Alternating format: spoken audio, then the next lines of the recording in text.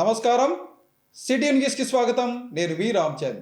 నగరంలోని పాత బస్తీలో వీధి కుక్కల దాడిలో పలువురు గాయపడటం బాధాకరమని, వారికి మెరుగైన వైద్యం అందిస్తున్నామని రాష్ట్ర మంత్రి టీజీ భరత్ తెలిపారు. ఈ మేరకు ప్రభుత్వ సర్వజన వైద్యశాలలో కుక్కకాటుకు గురైన బాధితులను ఆయన పరామర్శించి నగరపాలక సంస్థ తరపున ఒక్కొక్కరికి 10,000 రూపాయల ఆర్థిక సహాయాన్ని ప్రకటించారు.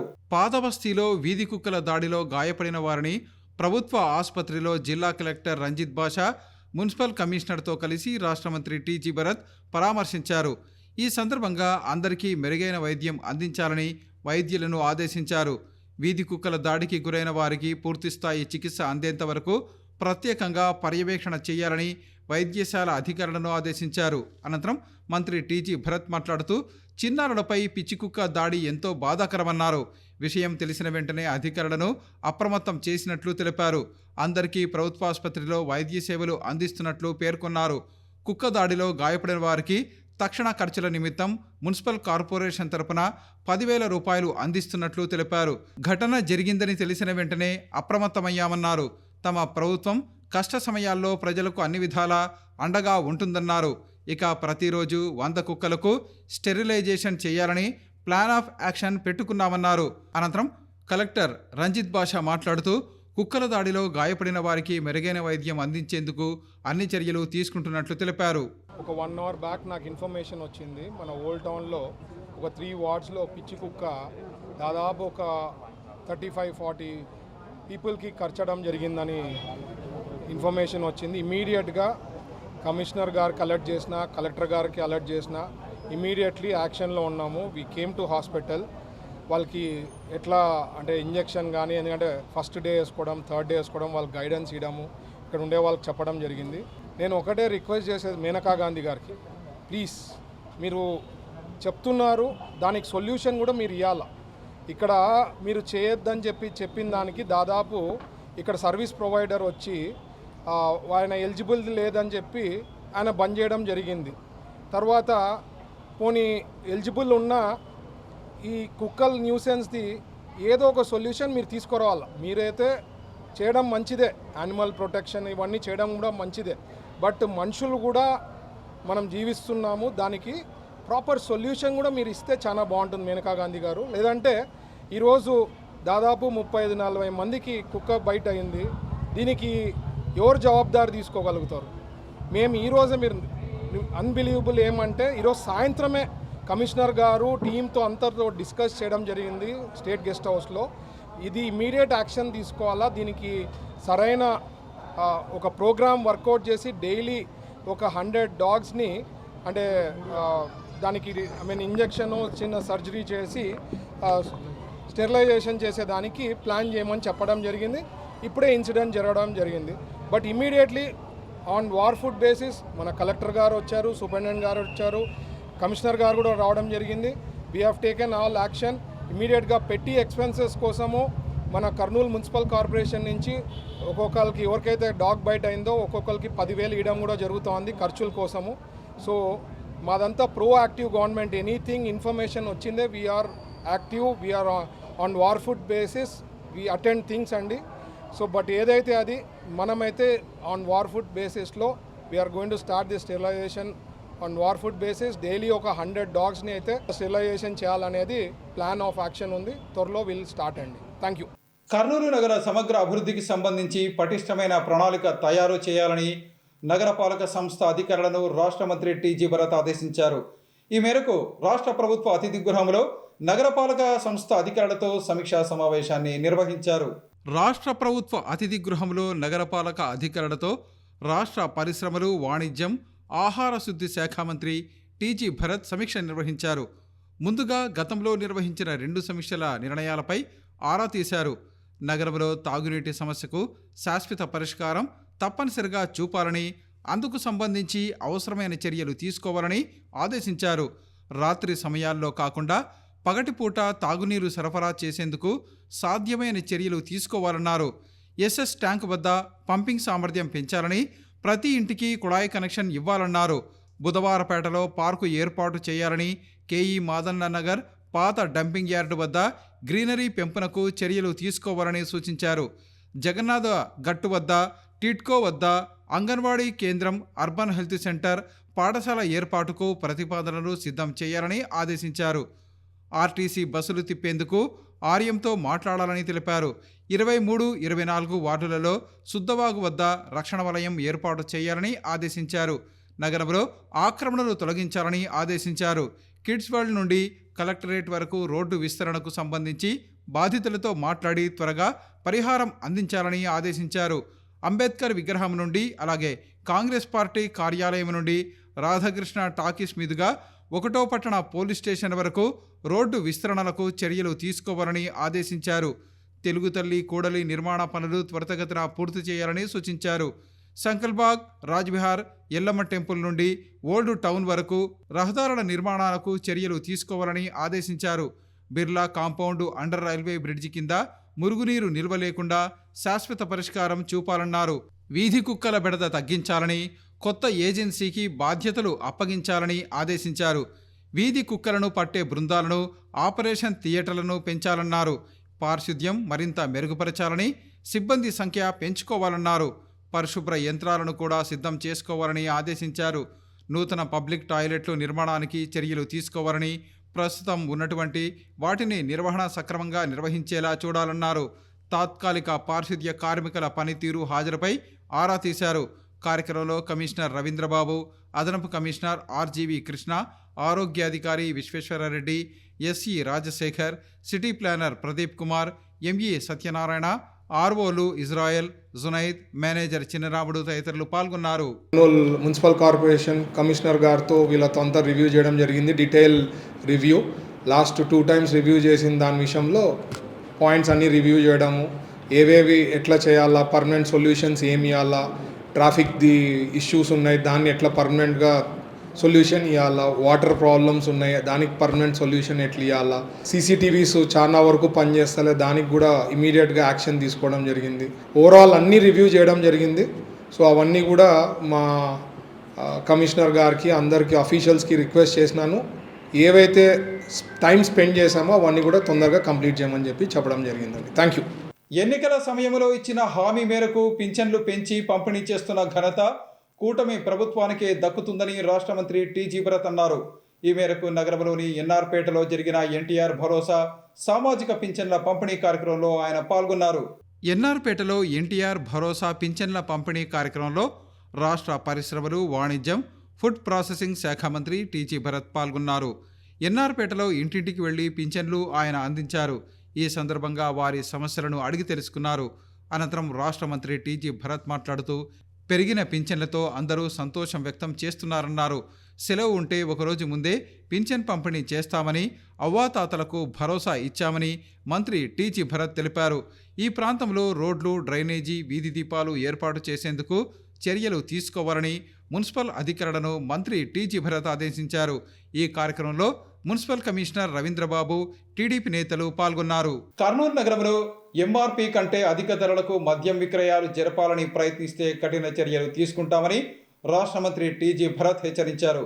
దేశంలోనే మెరుగైన ఎక్సైజ్ పాలసీని రాష్ట్ర ప్రభుత్వం రాష్ట్రంలో అమలు చేస్తోందని ఆయన వెల్లడించారు. ఇండియాలోనే ఏపీలో బెస్ట్ ఎక్సైజ్ పాలసీ తీసుకొచ్చామని రాష్ట్ర పరిశ్రమలు, వాణిజ్యం, ఫుడ్ ప్రాసెసింగ్ శాఖ మంత్రి టీజీ భరత్ తెలిపారు. ఎంఆర్పీ రేట్లకే మద్యం అమ్మేలా చర్యలు తీసుకుంటామన్నారు. కర్నూలులో ఎంఆర్పీ కంటే అధిక ధరకు మద్యం అమ్మాలని కొందరు ఆలోచనలో ఉన్నట్లు తన దృష్టికి వచ్చిందని, ఇలా చేస్తే ఊరుకోనన్నారు. మద్యం రేట్లు పెంచుకొని అక్రమంగా సంపాదించాలని అనుకుంటే కఠిన చర్యలు తీసుకుంటామని మంత్రి టీజీ భరత్ హెచ్చరించారు. Most important thing excise policy వచ్చింది.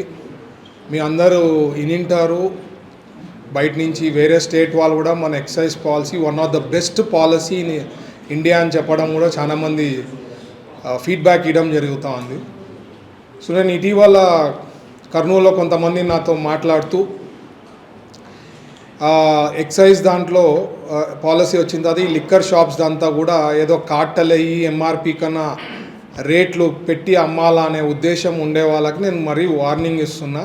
Don't do that, it will not be possible for you people to do that in Kurnool. So మీ ఆలోచనలు ఏమన్నా ఎవరన్నా ఉన్నాయండి, మా పార్టీ వాళ్ళు కానీ ఏ పార్టీ అన్నా కానీ, we will not allow anything above MRP. No cartel system to go above MRP ఏది ఉందో అదే ఫాలో కావాలా. సో మీరు ఎవరన్నా ఆలోచన చేసి మేము టెండర్లు వేసినాము, మేము ఆలోచించినాము ఇట్లా అనుకుంటే మరి రేపు మీరు దెబ్బతిన్న తర్వాత మమ్మల్ని బ్లేమ్ చేయొద్దండి. నేను ముందే కాషన్ చేస్తున్నా, ఎందుకంటే నేను ఇన్నా కాబట్టి I thought I should bring it to everyone's knowledge. మీరు ఎంఆర్పి ప్రకారం గవర్నమెంట్ ఏదైతే పెడతారో దాని ప్రకారమే అమ్మాలా. సో దాని తగ్గట్టుగా మీరు ప్లాన్ చేసుకొని మీరు టెండర్స్ వేసుకోండి. మీరు ఏదో ఊహించుకొని మీరు పొరపాటు చేస్తే మాత్రం గవర్నమెంట్కి బ్యాడ్ నేమ్ వచ్చేది ఏదన్నా ఉందంటే మాత్రం టాలరేట్ చేసేది లేదు. ఈ ఇన్డిసిప్లిన్ టాలరేట్ చేసేది మాత్రం ప్రశ్నే లేదు. సో అందరికీ నేను రిక్వెస్ట్ చేస్తున్నా, అది మోస్ట్ ఇంపార్టెంట్ అని అనుకున్నా. కర్నూలు నగరంలో క్రీడల అభివృద్ధికి సంబంధించి తమ సంస్థల తరపున అలాగే రాష్ట్ర ప్రభుత్వం తరపున సంపూర్ణ సహకారం అందజేస్తామని రాష్ట్ర మంత్రి టీజీ భరత్ వెల్లడించారు. ఈ మేరకు నగరంలోని రిడ్జ్ పాఠశాలలో ఏర్పాటు చేసిన సిబిఎస్ఈ క్లస్టర్ 7 ఫుట్బాల్ పోటీలను ఆయన ప్రారంభించారు.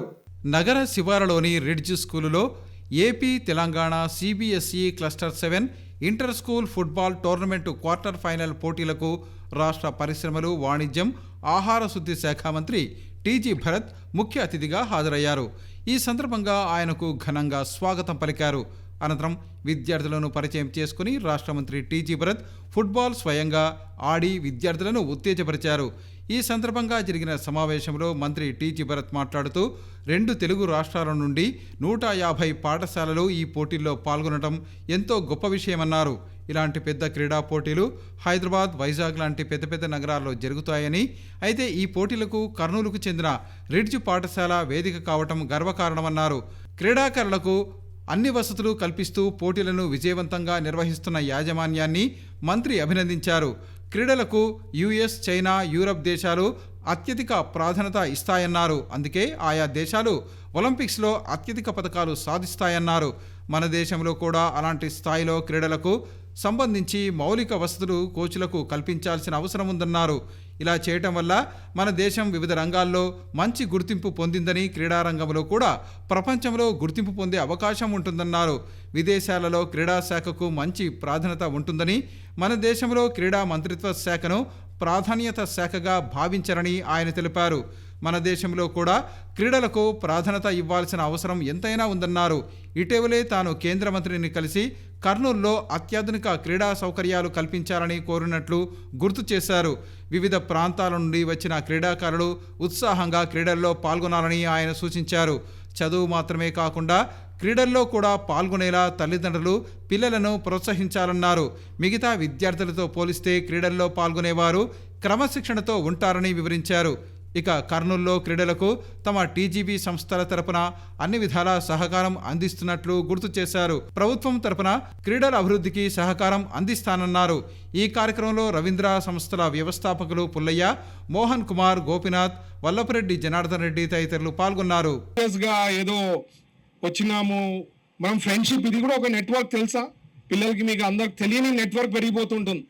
This is a big network. ఎక్కడి నుంచో వచ్చింటారు, వాళ్ళతో నెట్వర్క్ అయ్యేదానికి కూడా పెద్ద అవకాశం. సో మీరు పిల్లల్ని you should whenever you get a chance network కావడం, ఫ్రెండ్స్ కావడం, it's a big thing. So opportunity ప్రతి అదే స్కూల్లో చదివేవానికి, ఓన్లీ చదివే అనుకునేవానికి ఇట్లా వేరే వేరే వాళ్ళని కలిసే అవకాశం కూడా ఉండవు. But you have that great opportunity to mingle around with lot of other people. You will also know different cultures, different thinking. ఇవన్నీ కూడా తెలియకుండా వీ కీప్ లెర్నింగ్ అనమాట. Every day is a learning. So everything what we do మనకు తెలియకుండా we keep learning a lot. So ఒకటి నేను చెప్పేది, use this opportunity. I know heavy sun, అందరూ టైర్డ్ అవుతారు. I don't want to talk more, but all the best to all the teams. Take it sportive, don't take it seriously. It's a friendly thing. Put all your efforts but never take it seriously. రాష్ట్ర ప్రభుత్వం ప్రజల సమస్యలను పరిష్కరించడమే ధ్యేయంగా ముందుకు సాగుతోందని రాష్ట్ర మంత్రి టీజీ భరత్ స్పష్టం చేశారు.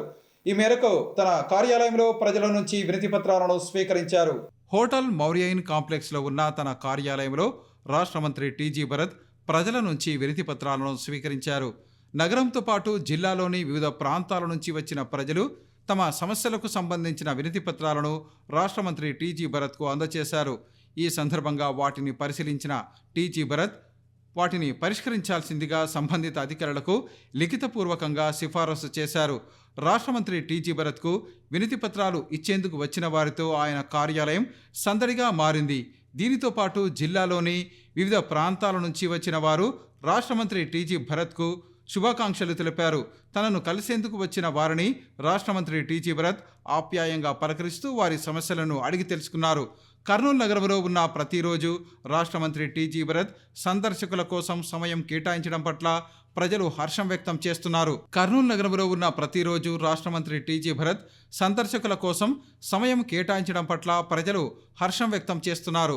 సాక్షాత్తు రాష్ట్ర మంత్రి టీజీ భరత్ తమకు అందుబాటులో ఉండి వినతి పత్రాలు స్వీకరిస్తున్న నేపథ్యంలో ఆయనను కలిసేందుకు ప్రజలు తరలివస్తున్నారు.